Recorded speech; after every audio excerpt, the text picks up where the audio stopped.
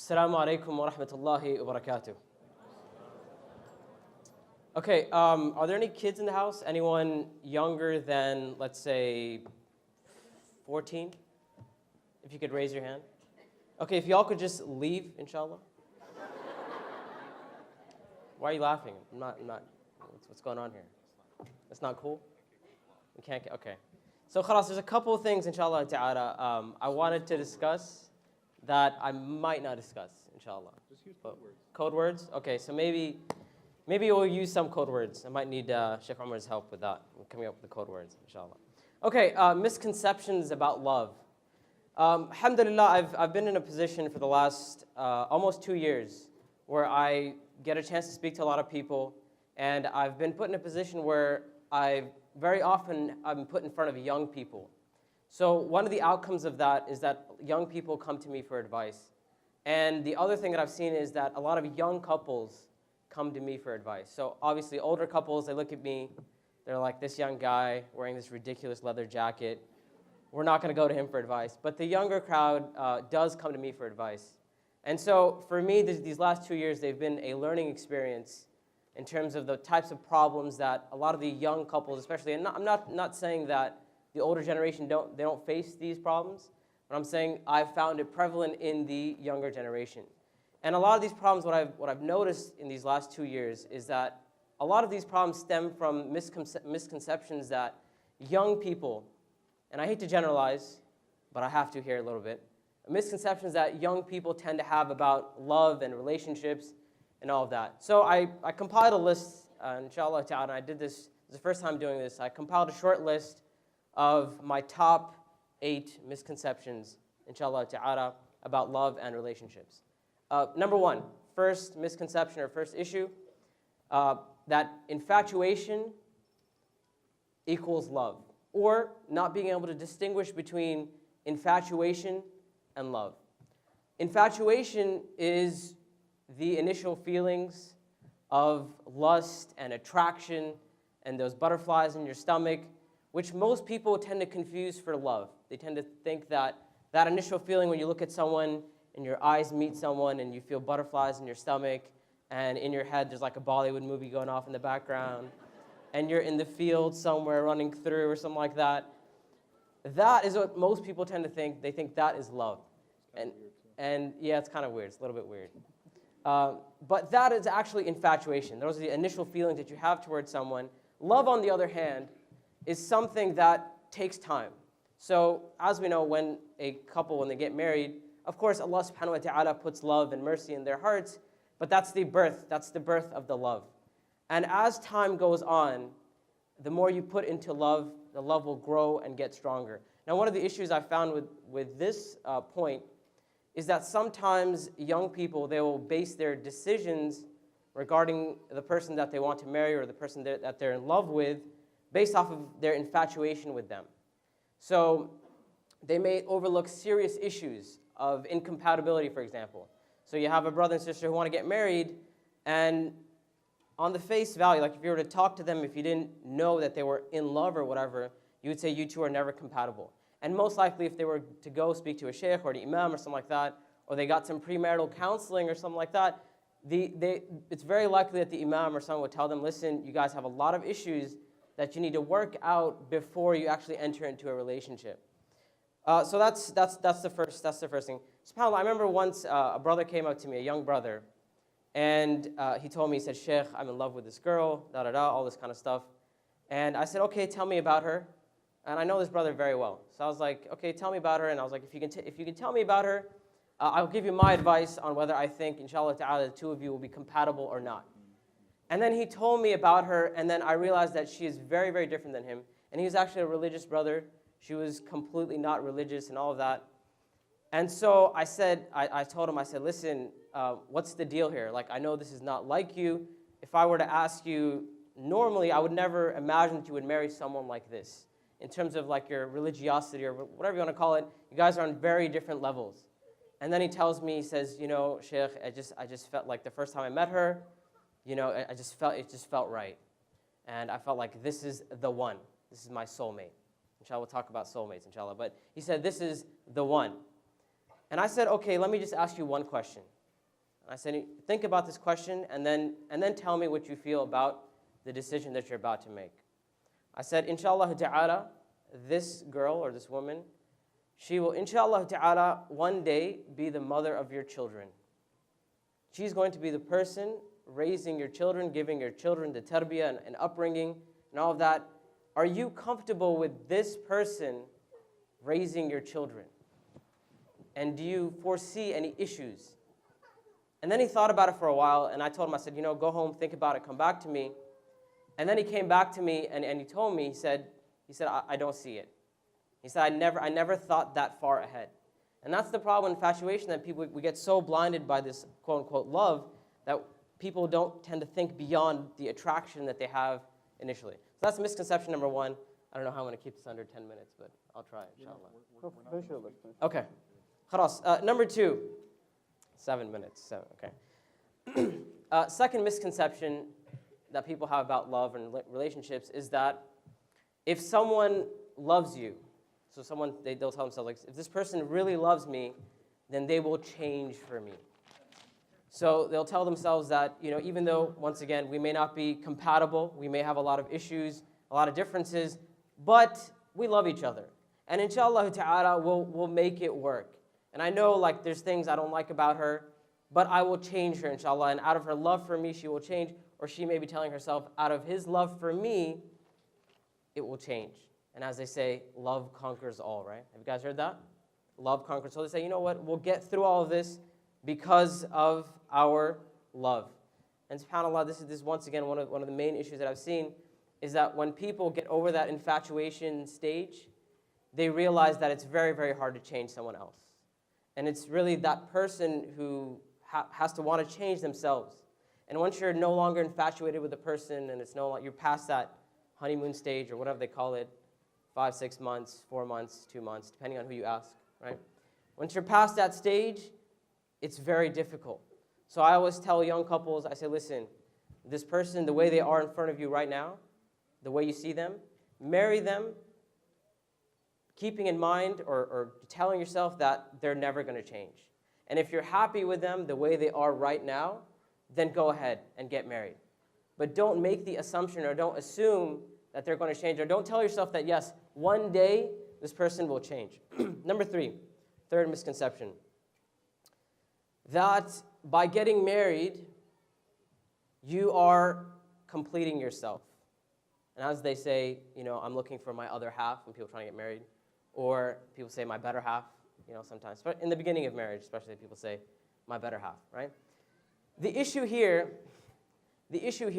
is that when a person tells himself and they say, I have issues right now, I don't feel whole, I have problems with myself, but once I get married, my spouse will complete me. And all the problems that I'm dealing with in life, or my problems with my iman and whatever else I'm dealing with, my spouse will make up for that. Because she has these strengths that I want for myself, and I may have some strengths, and we'll complete each other. And Islamically, subhanAllah, we don't depend on our spouse to complete us. Our spouse can help, but once again, we can't count on that, right? And it's also the issue of our relationship being whole with Allah subhanahu wa ta'ala, or at least us striving to make our relationship whole with Allah subhanahu wa ta'ala, and keeping that in mind before we get married. Right? So, and the most important thing, subhanAllah, is actually our relationship with Allah subhanahu wa ta'ala. Right? And if your relationship with Allah subhanahu wa ta'ala is fine, then your relationship will be helped by that. Right? And so once again, the issue is depending on your spouse to complete you or help you complete your iman. And a lot of times what happens, one of the other issues I've seen here, is that sometimes when you marry someone with the intention that they will complete me or that they will make me better and all that, we tend to put our self-worth in their hands. Right? We tend to tell ourselves that if my spouse, they're the ones who are going to make me feel better about myself, and they're the ones who are going to make me whole. And we forget that our self-worth is truly defined, at least according to Islam, our self-worth is defined by our relationship with Allah subhanahu wa ta'ala. And that's an amazing, unbreakable thing. That when a person puts their self-worth in their piety or their relationship with Allah subhanahu wa ta'ala, they will be secure in their relationship.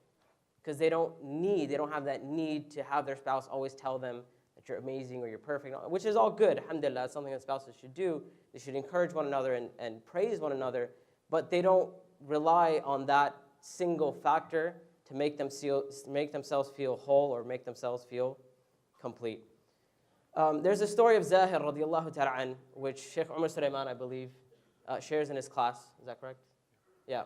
And I share it in my class as well, so if you've taken our classes, you've probably heard it twice. The story of Zahir, it's basically, it's a very, very, very nice story. But one of the points of the story that I want to mention here is where the Prophet ﷺ, basically, he grabs Zahir radiallahu ta'ala anhu. The Prophet ﷺ loves Zahir very much. He's one of the companions of the Prophet ﷺ.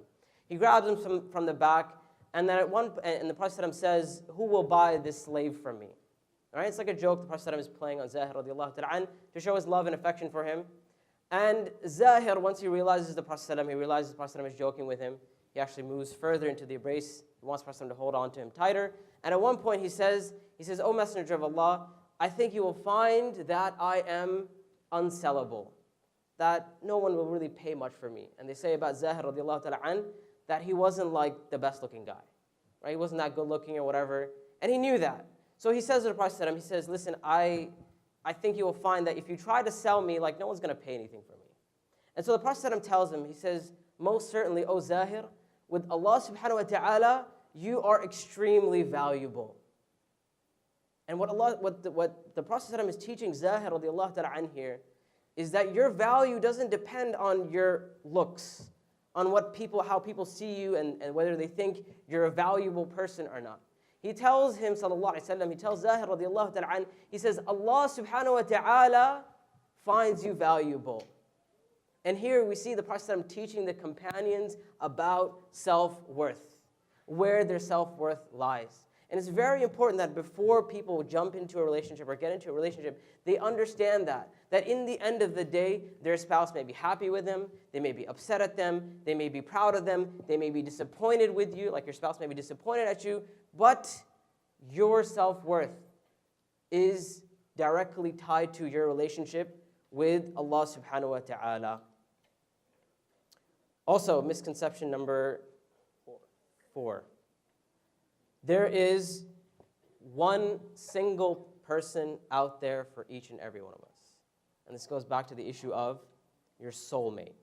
One of the things I talk about in my classes is this issue and how pop culture and Hollywood and romantic comedies and all that, one of the things that all this teaches us is that one of your goals in life is for you to find your soulmate.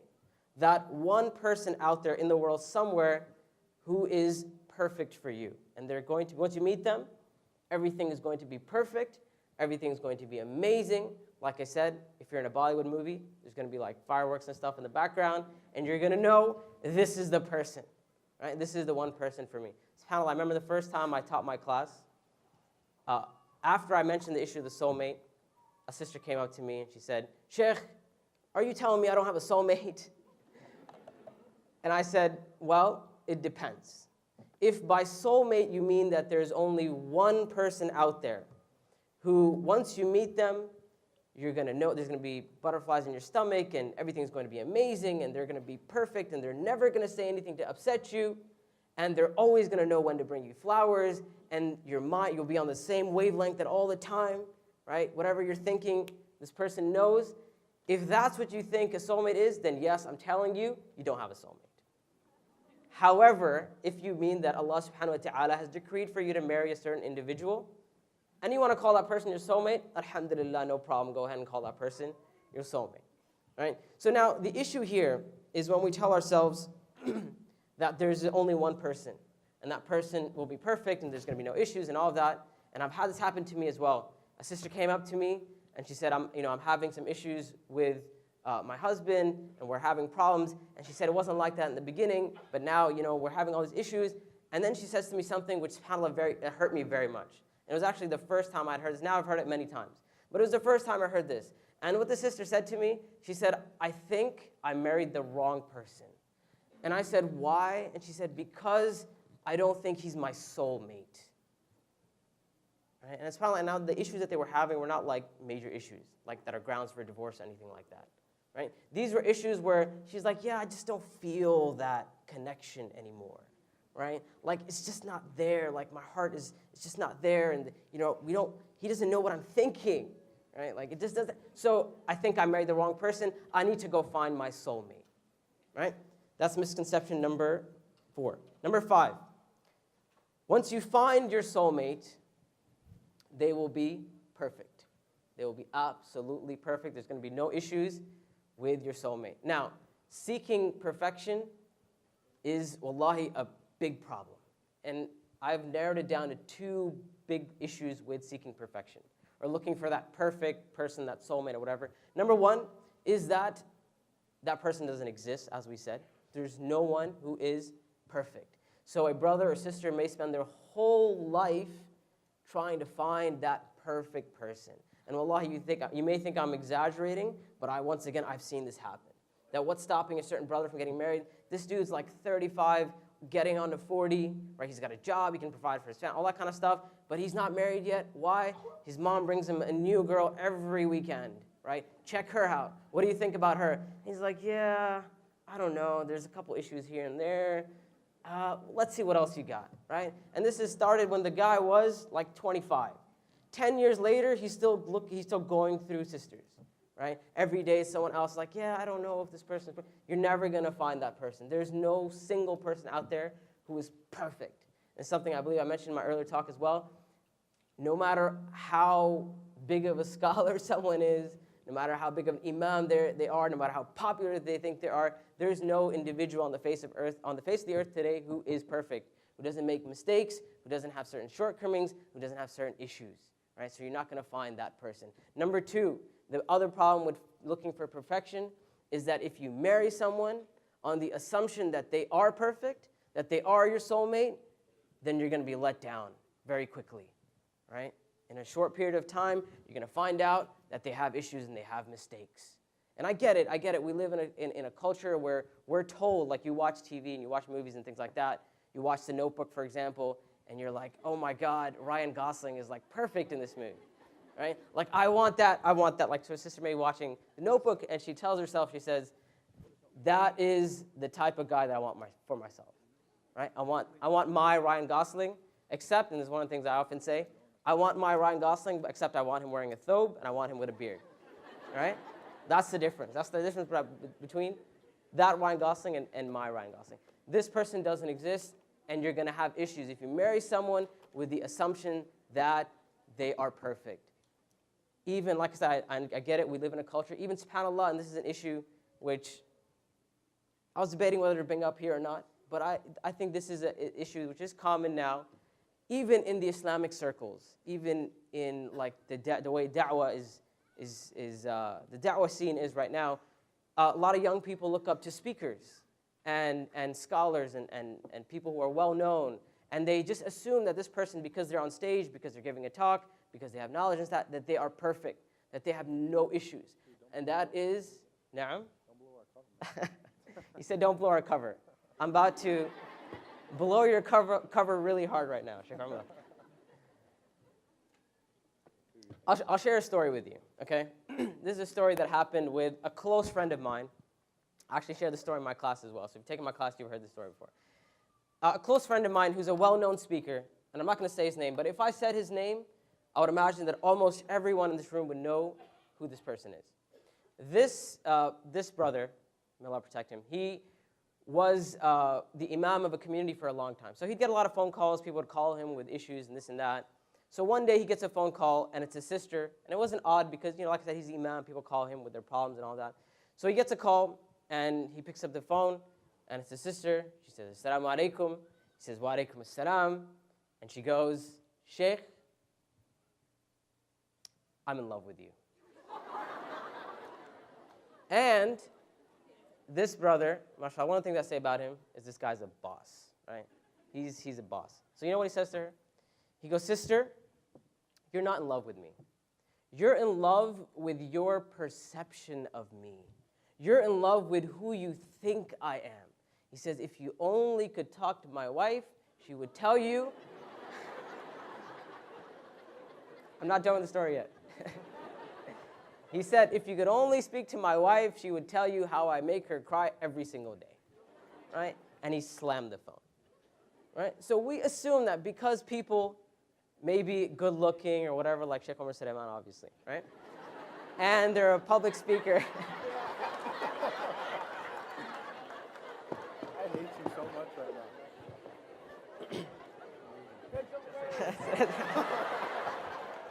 My wife is here, dude. You don't really care. All right, we can go on now. That's something you would do. Anyway, the point is, perfection doesn't exist, right? Even in people who look amazing, and they may be very amazing people, like I know Sheikh Omar Suleiman. All jokes aside, all jokes aside, I love him for the sake of Allah subhanahu wa ta'ala. Okay, moving on. What point was that? Number 5, 4, 6? 6. I promise I'm almost done. I know I'm like 5 minutes over my time. Do you guys allow me to continue? No. Okay. You're done. Number 6, the sixth misconception people have about love is that love is effortless, or love is supposed to be effortless. That if you love someone and they love you, and if they're your soulmate and all, that love is not going to require any work, that you don't have to put anything into your relationship. You either love the person or you don't. And the reality of the matter is that the truth is that love always requires work. And that's love in your relationship, not only with your spouse, it's with anyone who you love, right? Even your parents, who you have that natural inborn love, you can increase that love, you can strengthen that love by being obedient to your parents, for example, right? Doing things for your parents, being kind, generous to your parents, or you can decrease that love by being disrespectful to your parents and things like that. And even, subhanAllah, وَلِلَّهِ مَثَلُ الْأَعْلَى, and for Allah subhanahu wa ta'ala, this is the highest example, even with Allah subhanahu wa ta'ala, we can increase our love for Allah if we are obedient to Allah subhanahu wa ta'ala. The more obedient we are to Allah subhanahu wa ta'ala, the more we worship Allah subhanahu wa ta'ala, the more of our life we submit to Allah subhanahu wa ta'ala, the more we strengthen our love for Allah subhanahu wa ta'ala. And the more we disobey Allah subhanahu wa ta'ala, the more we disregard the obligations and all of that, what we will find is that even with Allah subhanahu wa ta'ala, our love for Allah will weaken. Right? Love requires work. And this is something a lot of young people, they just don't get this. Right? The whole concept of either you love some person or you don't love some person, and they don't realize that love indeed requires a lot of work. Number 7, that true love, the 7th misconception, that true love is unconditional.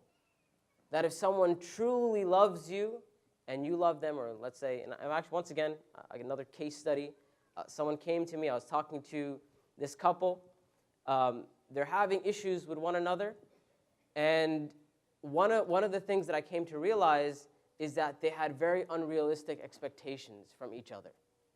And then one of the problems was that the sister, when talking to her, I realized that her concept of love is very skewed, because she believes that her husband has to love her no matter what, right? Whether she's a good wife or not, what she does or not, it doesn't matter. This is your soulmate. The love will always be there. Right? It does not depend on what you do for your spouse. And same thing happens on the guy's side as well. And especially, I would say especially on the guy's side, where a guy says, you're my wife, you have to love me no matter what. Right? Or especially like if you believe you married your soulmate, that because you're my soulmate, this love will be there. It doesn't matter how we treat each other or what we do, that love cannot be broken. And once again, when people begin to see that their love doesn't have that same factor, and their spouse doesn't love them unconditionally, they may resort to saying something like, maybe you're not the right person for me. Maybe you're not my soulmate, or something like that. Lastly, last issue is that you're always ready for love, as long as it's the right person. I'll say it again. You're always ready for love, as long as it's the right person. So basically, it doesn't matter where you are in your life, doesn't matter how much you've done or what you're capable of and all of that. None of that matters.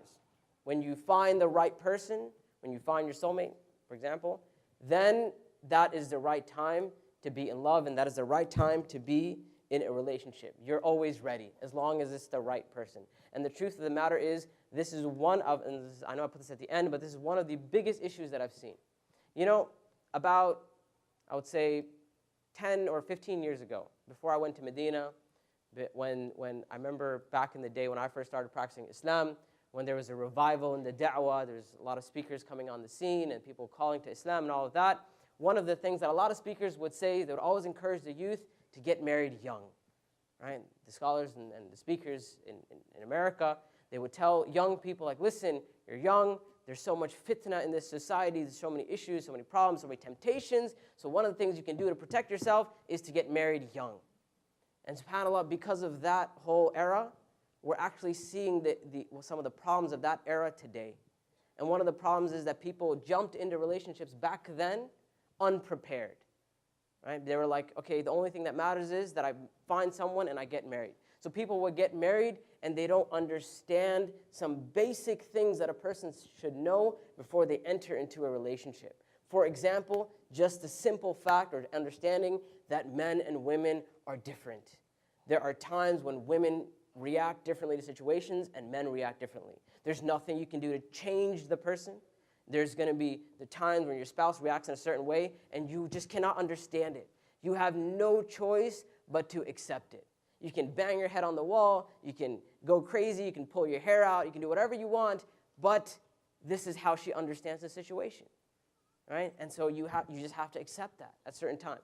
Like the understanding that there are certain differences between men and women. One of the things the scholars of the past, they would say, subhanAllah, is that, and I think this needs to be revived today as well.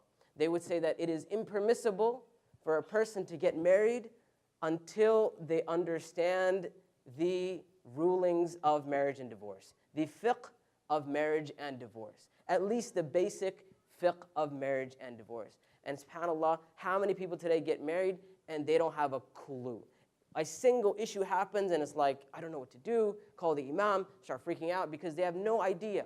And a bigger issue than that is not understanding the rights and responsibilities that you have as a spouse. And subhanAllah, one of the misconceptions brothers have is that my only responsibility, for example, is I have to provide her with food, shelter, and clothing, right? And especially like, it's something I saw from religious brothers who like, you know, maybe are not providing well for their family. And when questions say, listen, what's the deal? Like, why aren't you providing for your family? And she has certain needs and wants and all that kind of stuff. Why can't you provide that? And he says, listen, shar'an, according to the sharia, the only thing the sharia asks of me that I'm required to do is provide her with